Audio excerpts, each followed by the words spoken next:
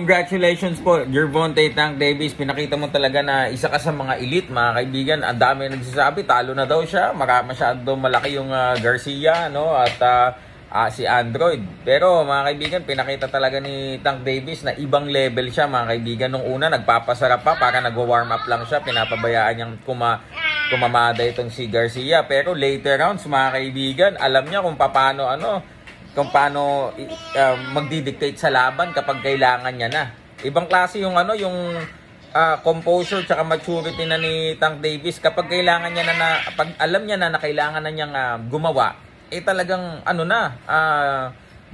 gagalaw na talaga kahit na may nangyari pang gulo, no? Sandaling nagkaroon ng pause yung laban. Ewan ko kung parang nakita ko dun si Gary Russell Jr. yata, involved yata dun.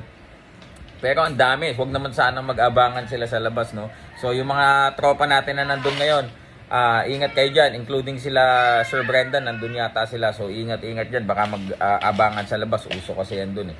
So ayun mga kaibigan, congratulations po sa mga pamusta kay tumalpak kay Gervonta Tank Davis sa atin pong next bet, tsaka dun sa ating Royal, mga kaibigan.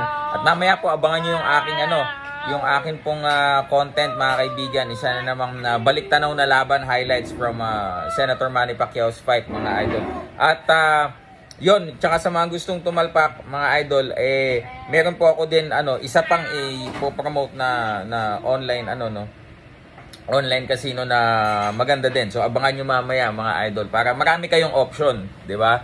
So, grabe talaga itong si Tank Davis. Maraming nagsasabi pag si Ryan Garcia daw ang nakalaban, mayayari daw itong si Tank Davis dahil dun sa first half ng laban, ganun ang nangyayari. Mga kaibigan, nagpapakagat lang si Tank Davis doon. Si Ryan Garcia, talented siya, talagang mahusay din. Kaya lang, marami pang kulang sa kanya na meron si Tank Davis.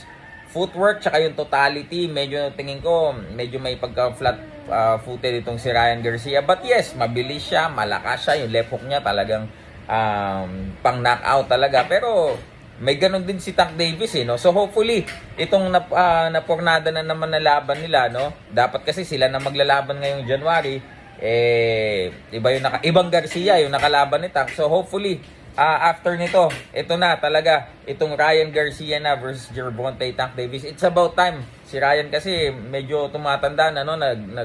Nasa mid-20s na siya. Hindi pa siya nakakakuha ng world title. I think medyo naburo siya sa mga tune-up fight, sa mga level up fight. Samantalang si Tank Davis naman, sanay na sa mga gera at nakipagpalitan na ng suntok sa mga pinakamahuhusay sa kanyang division.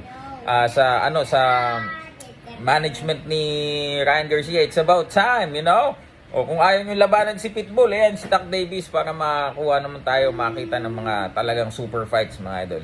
Stop avoiding each other, mga kaibigan. So yun lamang po, mga kaibigan. Abangan nyo po yung ko mamaya, nag-edit ako ngayon, nag-pause lang ako para magbigay ng mensahe dun sa laban ni Tank at ni Garcia. Maraming salamat po. Have a great Sunday.